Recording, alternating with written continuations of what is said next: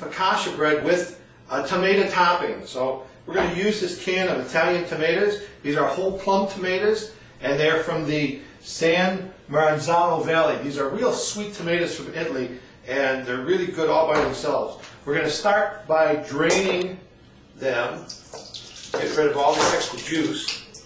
We're going to make a big mess.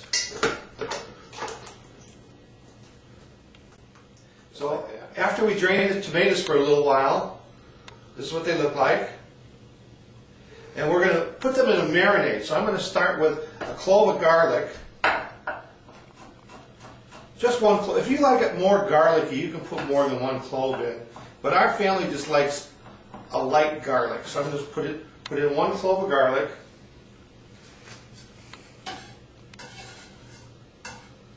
And then I'm going to take these tomatoes and I'm going to dice them up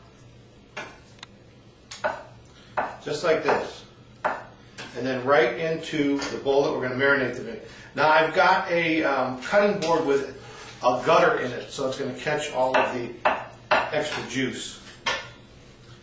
If you want to get fancy, you can do a couple at a time. Now these tomatoes are going to marinate for an hour or two, and then we're going to put them on top of the focaccia bread. And it's going to be real simple focaccia, just topped with these seasoned tomatoes.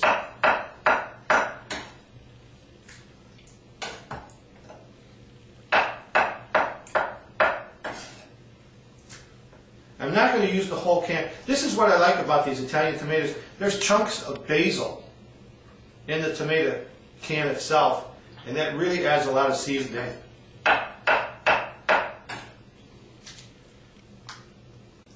And then a couple more, and that'll be it.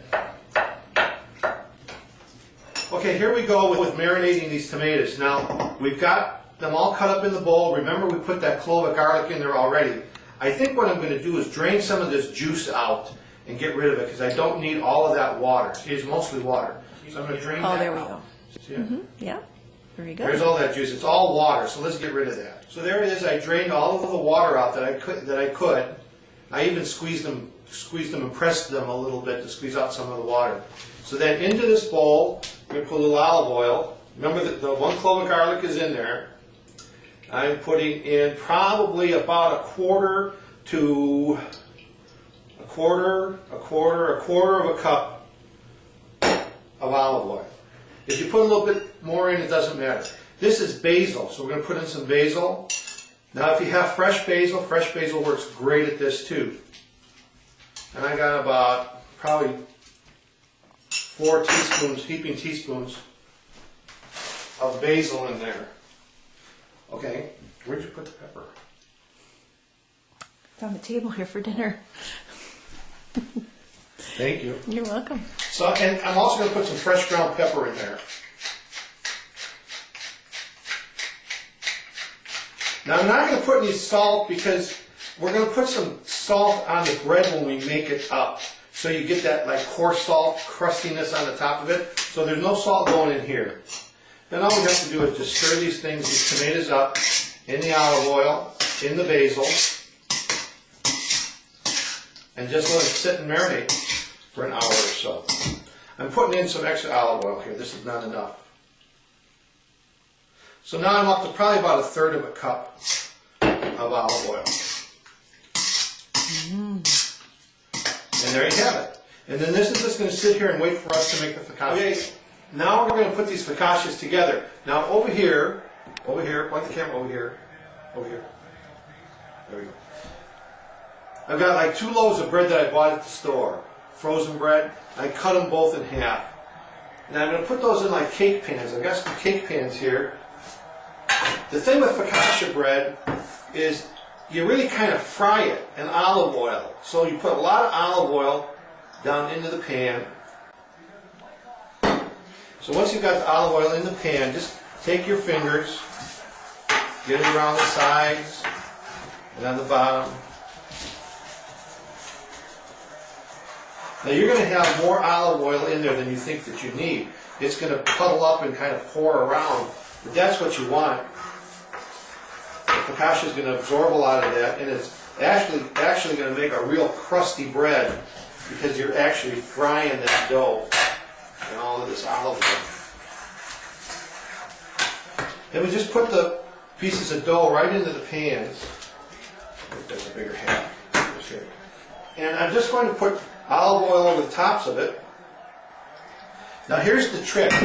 Don't take a rolling pin and roll this stuff out. You want to spread it with your fingers. Because when you spread it with your fingers, you're going to leave all those little nooks and crannies and hollows of where the yeast is working and making all these little pockets of gas. That's going to make some real crunchy, good eating focaccia bread. If you roll it with a rolling pin, you're going to knock all the gas out of it, and then it's just going to be like a piece of bread, real homogeneous. But all these little nooks and crannies and air pockets is what's going to give your focaccia bread character. I'm going to put too much olive oil on the top. Most of the olive oil I'll put on the bottom. Because remember, our tomatoes that are sitting here are soaking in olive oil. They're marinating in it. Okay, once I've got that done, the dough's spread pretty good. Then I'll come back here. Here's what our tomatoes look like. Can you get in on there? And I'm just going to start picking them out of here and putting them on the top of the focaccia. Now I'm going to finish this off with a little garlic salt. I'm going to put the garlic salt like around the edge of the focaccia bread so that you get that crunchy, salty bite.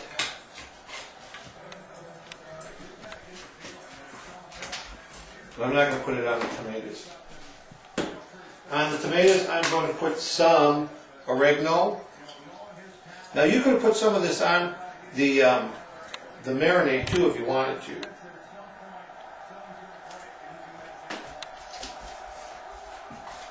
A little more pepper.